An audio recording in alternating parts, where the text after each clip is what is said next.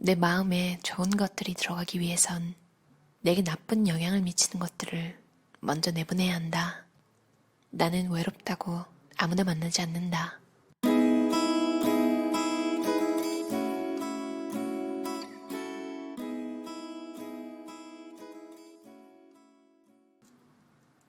우리는 사랑을 통해 성장한다.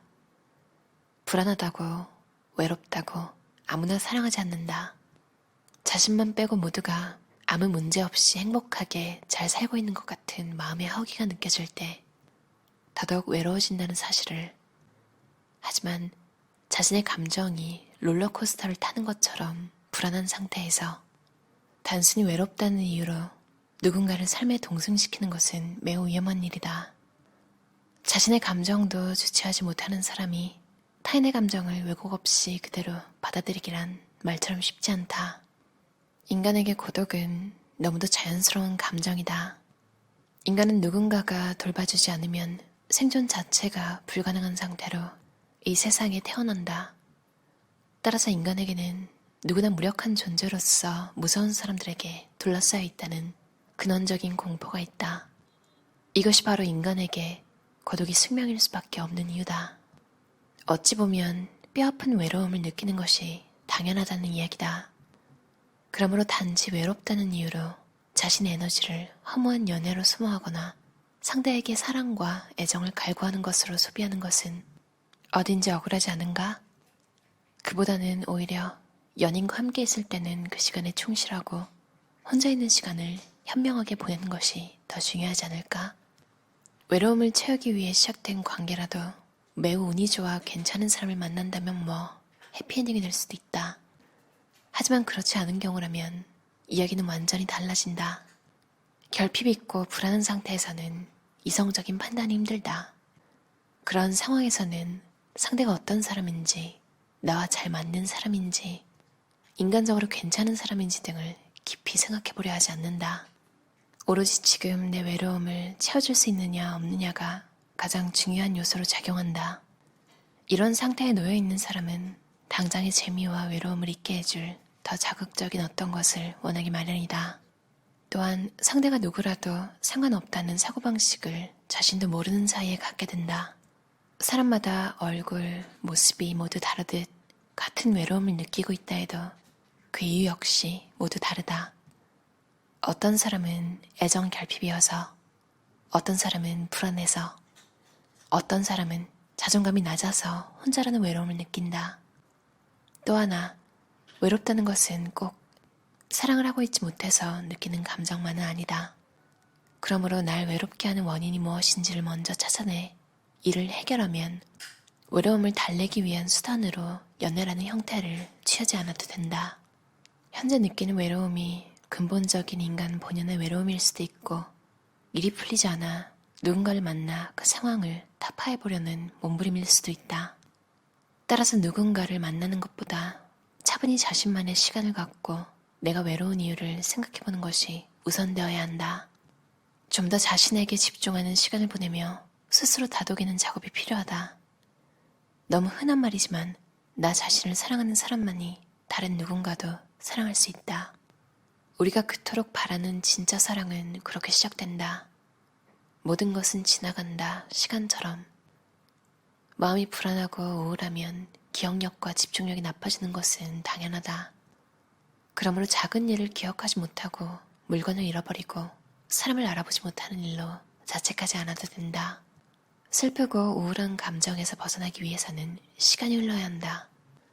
스스로 마비 상태에서 벗어날 수 있도록 시간을 주어야 한다. 이것이 바로 상처 입은 자신에게 베푸는 최소한의 배려다. 유독 상처를 잘 받는 사람들을 가만히 살펴보면 다른 사람보다 인간관계에 민감한 경우가 많다. 타인에게 의지하고 의존하고 기대고 집착하려는 마음이 크다. 이런 마음이 있기에 그 누구보다 상대에게 정성을 쏟기도 한다. 문제는 나는 이만큼 해줬는데 당신은 왜 그것밖에 하지 못하느냐라는 생각에 사로잡히면서 시작된다. 상대는 변한 게 없는데 스스로 긁어부스럼을 내어 기어코 상처를 만들어내고야 만다. 이런 것을 볼 때 결국 상처는 어쩌면 때때로 상처를 받는 자의 몫일 수도 있다는 생각이 든다. 상대의 아주 작은 말이 나에게는 큰 상처로 다가올 때가 있다. 왜 그럴까? 도대체 상처의 크기는 어떻게 결정되는 걸까? 그 기준은 나에게 있다. 내가 크게 느낀다면 큰 것이고 작게 넘어갈 수 있다면 작은 것이다. 상식이나 일반적인 보편성은 큰 관련이 없다. 어린 시절부터 자신이 민감하게 여기고 있는 가치관 등이 상처의 크기를 결정하고 그것을 지워버릴지 남길지를 결정하는 것뿐이다. 그러므로 자신의 상처를 객관화하고 그것을 치유할 수 있도록 자신을 좀 더 여유있고 편안한 상태에 두려고 노력해야 한다. 내 마음에 여유가 있어야 새로운 누군가를 만났을 때도 그가 나와 오랫동안 함께할 수 있을지 없을지 생각할 시간을 가질 수 있다. 내 마음에 좋은 것들이 들어가기 위해선 내게 나쁜 영향을 미치는 것들을 먼저 내보내야 한다. 나는 충분히 그럴 수 있는 사람이라고 생각하라. 그 어떤 고통도 나를 파괴시킬 순 없다. 지금 상실의 아픔으로 괴로운 사람이 있다면 먼저 작은 일상들에 눈 떠보라고 권하고 싶다. 일상에서 작은 기쁨을 발견하다 보면 상실감으로 생기는 분노도 조금씩 가라앉게 마련이다. 만약 아침에 눈을 뜨기가 두려운 순간이 온다면 나는 아직 살아있고 또 하루가 좋아졌다. 나는 어떻게든 살아남을 것이다. 어떤 고통도 나를 파괴시킬 순 없다 라고 스스로를 다독이자. 그리고 다시 새로운 평범한 일상을 시작하자. 우리도 자연의 일부다. 콘크리트 더미를 헤치고 풀포기가 올라오듯이 아무리 상실의 아픔과 상처가 클지라도 생에 대한 희망의 끈을 놓지 않으면 어제와 다른 새날이 온다. 반려동물을 키워보는 것도 좋다. 나 역시 강아지를 키우고 있는데 때때로 얼마나 큰 위로가 되는지 모른다.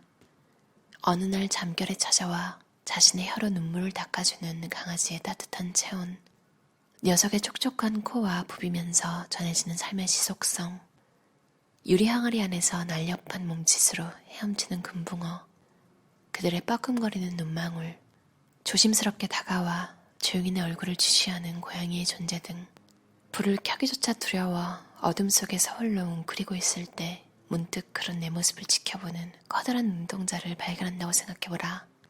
그렇게 우리는 다시 하루하루를 살아낼 용기를 얻는 것이다. 상담하기 위해 병원을 찾아오는 사람들은 무엇보다도 자기의 고통스러운 감정을 이해받길 원한다. 표면상으로는 조언을 구하는 것 같지만 그들이 가장 바라는 것은 누군가가 자신을 이해해주는 일이다. 일상적인 생활에서도 우리는 내 삶이 누군가에게 이해받기를 원한다. 지금 자신이 큰 상처와 위로와 돌봄이 필요한 상태여서 누군가에게 전화하고 싶다면 억압하지 말고 하고 싶은 대로 하도록 내버려두는 것이 좋다.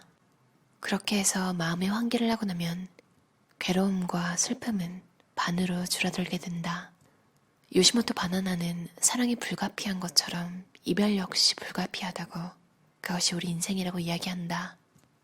프랑스의 어느 여성 작가는 이별을 가리켜 언제나 죽음과 약간 닮아있다는 표현을 쓰기도 했다. 지금 당장은 그 사람이 아니면 안 될 것처럼 절박하지만 삶의 감정 가운데 영원히 지속되는 것은 사실 그 어디에도 없다. 무슨 일이든 부정적으로 보기 시작하면 이를 긍정적으로 되돌리기가 몹시 어렵다. 그러므로 일이든 사랑이든 연인이든 긍정적인 면을 우선적으로 보고 그것을 격려하고 성장하도록 돕는 마음의 자세가 필요하다. 혼자 있을 수 있는 이는 둘이어도 된다. 의존하는 것은 자신의 전부를 상대방에게 내맡기고 매달리는 상태를 의미한다. 그러나 의지하는 것은 다르다. 의지하는 것은 자신의 일과 결정에 대해서 책임을 다하되 상대방에게도 마음을 열고 어려운 점을 의논한다거나 도움이 필요하면 솔직하게 자신의 상황을 밝히고 도움을 청할 수 있는 상태를 말한다. 의존과는 분명 다른 형태다. 상대의 배려와 관심을 강박적으로 거부하는 것도 건강한 상태라고 할 수 없다. 지극히 자연스러운 감정을 거스르는 것도 하나의 오만이다. 어떤 경우에도 우리가 포기하지 말아야 할 것은 바로 자신의 발전과 성숙이다. 생각해보라. 누가 자신을 발전시키고 성장시킬 수 있는지. 가족도 친구도 연인도 아니다. 바로 자기 자신이다. 그런 소중한 자신을 어떤 순간이든 방기하지 않도록 노력하는 것이 이 세상에서 가장 중요한 일이다. 마음도 커가면 커갈수록 생각하고 느끼고 행동하는 것이 달라질 수 있다. 그래서 마음을 키우는 것이 중요하다. 세상을 살다 보면 아주 사소한 것에 감동하고 힘을 얻을 때가 많다. 상대가 내 곁을 떠난다면 그건 그에 비해 내가 못나서가 아니라 예전과 같지 않은 내 모습에 실망해서다. 나는 나를 사랑해 줄 의무가 있다. 자신을 사랑하지 않고서 다른 사람을 사랑할 순 없다. 과거는 더 이상 현실이 아니라 그저 기억일 뿐이다. 어떠셨나요? 양창순 저자의 나는 외롭다고 아무나 만나지 않는다. 다산북스에서 나온 책이에요. 정신과 전문의시기도 하고 유튜브 같은데 이제 강연이 많거든요. 양창순 작가님을 치면 이렇게 막 나오는데 되게 차분하시고 되게 안정적인 느낌이에요. 그래서 그런지 이분이 쓴 글에서 힘든 사람들을 위로하는 그런 문장이 있으면 더 와닿더라고요. 되게 힘이 되더라고요. 아, 이렇게 안정적이고 차분해 보이시는 분도 힘든 날이 있구나. 글이 너무 예쁜 것 같아요. 내가 혹시 강아지를 키우고 있는데 때때로 얼마나 큰 위로가 되는지 모른다. 어느 날 잠결에 찾아와 자신의 혀로 눈물을 닦아주는 강아지의 따뜻한 체온. 그리고 제가 고양이가 있어서 그런지 이 말도 되게 와닿았어요. 조심스럽게 다가와 조용히 내 얼굴을 주시하는 고양이의 존재. 이게 진짜 이상하게 위로가 되거든요. 물론 평소에는 진짜 온몸을 긁고 막 핥히고 그래가지고 제 팔에 상처가 항상 있어요. 근데도 이 양창순 씨가 쓴 책의 내용처럼 묘하게 위로가 되는 순간들이 굉장히 많아요. 이렇게 글을 따뜻하게 잘 쓰시는 분을 보면 되게 참 좋더라고요. 문장 하나로 위안이 되는 경험 다들 해보셨죠? 요시모토 바나나가 사랑이 불가피한 것처럼 이별 역시 불가피하다. 그것이 우리 인생이다 라고 얘기했다고 책에 나오는데 요시모토 바나나 하면 저는 딱 그 생각부터 나요. 거의 한 15년 전, 16년 전? 거의 그만큼이나 오래된 기억에 제가 요시모토 바나나 책을 읽고 있었는데 힘내지 않아도 괜찮아라는 말을 본 것 같아요. 그래서 그 후로도 그 말을 계속 생각하면서 살았는데 왜냐면 그게 너무 신선했거든요.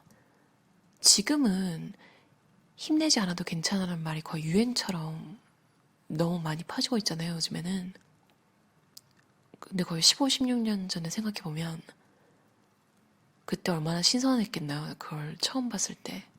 왜냐면 힘내는 게 당연한 거니까. 그리고 위로의 말은 힘내라고 하는 거니까. 사실 제가 그 글을 보고 힘내지 않아도 괜찮다는 말에 정말 위로를 받았거든요. 그래서 요시모토 바나나 하면 그 생각이 나요. 아니면 힘내지 않아도 괜찮아요 라는 말을 하는 사람을 보면 그냥 요시모토 바나나 생각이 나요. 제가 그 말, 그러니까 그 컨셉트를 처음 본 게 이 작가를 통해서라서 그런 것 같아요. 저는 이 책을 딱히 뭐 연인 관계 이런 걸 생각하면서 보진 않았고 모든 인간관계에 다 맞는 것 같아요. 친구한테 특히 더 잘 맞는 것 같고요. 특히 해외에 갑자기 나가시거나 뭐 거주지를 바꿔야 되시거나 그런 분들은 새롭게 친구를 만들어야 하는 상황이 좀 있잖아요. 전 아직도 그런데요. 외로울 때 만나면 이상한 사람도 그 인생에 좀 들이게 되는 경향이 있더라고요. 요즘은 안 그러는데 그리고 막 어떨 때는 진짜 아침에 눈 뜨면 너무 무서울 때가 있어요. 근데 이 책에서 만약 아침에 눈을 뜨기가 두려운 순간이 온다면 나는 아직 살아있고 또 하루가 주어졌다. 나는 어떻게든 살아남을 것이다. 어떤 고통도 나를 파괴시킬 수는 없다라고 스스로 다독이자. 그리고 다시 새로운 평범한 일상을 시작하자. 진짜 저한테 도움이 되는 건 루틴이 정말 도움이 되거든요. 하루에 매일매일 해야 하는 그런 리스트가 있어요. 그걸 할 때는 아무 생각이 안 나요. 그냥 하는 거예요. 그런 것들이 좀 많아야 되는 것 같아요. 왜냐면 매 순간을 생각을 하기 시작하면 하고요. 그래서 긍정적인 문구를 읽는 것도 되게 도움이 되는 것 같고 저는 이 책을 읽으면서 정말 멋진 여자 어른이 괜찮다고 해주는, 그러니까 근거 있는 괜찮음이죠. 정신과 전문의이시니까 의학적으로 검증이 되신 분이잖아요. 그래서 더 믿음이 갔어요. 코로나 이후로 혼자 있는 시간이 많이 늘면서 아마 생각 많이 하시는 분들 늘었을 거예요. 가만히 앉아 생각을 하다 보면 이제 과거랑 미래 생각도 많이 하잖아요. 그러다 보면 이제 긍정적이지 못하게 되는 경우도 있는데, 이 말이 너무 좋았어요. 과거는 더 이상 현실이 아니라 그저 기억일 뿐이다. 그럼 오늘도 들어주셔서 감사합니다. 편안한 주말 보내세요.